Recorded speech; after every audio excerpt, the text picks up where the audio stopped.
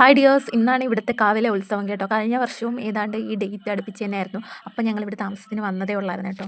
കാവെന്ന് പറയുമ്പോൾ ഇത് ഇച്ചിരി കാടിനകത്ത് ഉള്ളിലോട്ടാണ് കേട്ടോ. ഞങ്ങളുടെ വീടിൻ്റെ തൊട്ടടുത്ത് തന്നെയാണ്, ഞങ്ങളുടെ വീടിൻ്റെ പുറകെന്നൊക്കെ പറയാം. അങ്ങനെ ഞാനും അമ്മയും കൂടെ രാവിലെ പോവുകയാണെ. വഴിയൊക്കെ വൃത്തിയാക്കി ഇട്ടിട്ടുണ്ടായിരുന്നു. അതുകൊണ്ട് പിന്നെ പോകാനായിട്ട് എളുപ്പമായിരുന്നു. കഴിഞ്ഞ തീരെ ഇവിടെയൊക്കെ വെള്ളമായിരുന്നു കേട്ടോ. മഴ സമയമായപ്പോൾ തന്നെ ഈ തോടിൻ്റെ വഴിയൊക്കെ നല്ല വെള്ളം. എന്തായാലും മഴ നല്ലതായിട്ട് തോന്നി ഇപ്പോൾ ഉണ്ട്, അല്ലെങ്കിൽ പൊങ്കാലയൊക്കെ ഉണ്ട്. അപ്പോൾ അവർക്കൊക്കെ ബുദ്ധിമുട്ടായിരിക്കും. അങ്ങനെ ഞങ്ങൾ ഈ തോടൊക്കെ ചാടി ചാടി പോവുകയാണ്. അങ്ങനെ കാവിലെത്തി. പണ്ട് ഇതുപോലെയൊന്നും കെട്ടിയിട്ടൊന്നും ഇല്ലായിരുന്നു കേട്ടോ. കാവായിട്ട് തന്നെയായിരുന്നു. ഇപ്പോഴാണ് ഇത് അമ്പലം പോലെയൊക്കെ കെട്ടിയത്. കഴിഞ്ഞ വർഷം ഇതിനേക്കാളും ആൾക്കാർ ഇതിനേക്കാളും പൊങ്കാലയൊക്കെ ഉണ്ടായിരുന്നു. ഈ വർഷം എന്താണെന്നോ അപ്പം തന്നെ അങ്ങോട്ട് മഴയും പെയ്യാൻ തുടങ്ങി കേട്ടോ. പൊങ്കാലയൊക്കെ നല്ലപോലെ കുറവായിരുന്നു.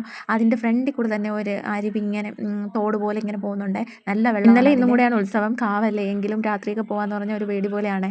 അങ്ങനെ പിന്നെ പൊങ്കാലയൊക്കെ കഴിഞ്ഞ് എല്ലാവരും പോയി. പിന്നെ അമ്മ എല്ലാവരുടെയും പായസമൊക്കെ വാങ്ങുവാണ്. പായസവും പൊങ്കാലയൊക്കെ. പിന്നെ അവിടുന്ന് പാൽപ്പായസം കിട്ടിയായിരുന്നു, അതൊക്കെ കഴിച്ചു. പിന്നെ പ്രഭാത ഭക്ഷണം ഉണ്ടായിരുന്നു, ഇഡ്ഡലി സാമ്പാറൊക്കെ. അത് ഞങ്ങൾ വാങ്ങിക്കൊണ്ടുവന്ന് കഴിച്ചായിരുന്നു. പിന്നെ പായസം ഇഷ്ടംപോലെ ഇട്ടില്ലെങ്കിൽ ഇഷ്ടംപോലെ കിട്ടി കേട്ടോ പായസം. പിന്നെ എനിക്ക് ആ ശർക്കരയും ഈ സംഭവങ്ങളൊക്കെ ഇട്ട് ഗണപതി ഹോമത്തിൻ്റെ ഇത് കിട്ടുമല്ലോ, അത് ഭയങ്കര ഇഷ്ടമാണ്. തേങ്ങാക്കൊത്തൊക്കെ കഴിക്കാനായിട്ട് അതിരുന്ന് ഞാൻ പിന്നെ കഴിക്കുമായിരുന്നു. ഇന്ന് രാവിലത്തെ വിശേഷങ്ങൾ ഇതൊക്കെയാണ്. നമുക്കിനി നെക്സ്റ്റ് വീഡിയോ ആയിട്ട് വീണ്ടും വരാം. അതുവരെയും tata bye bye, see U.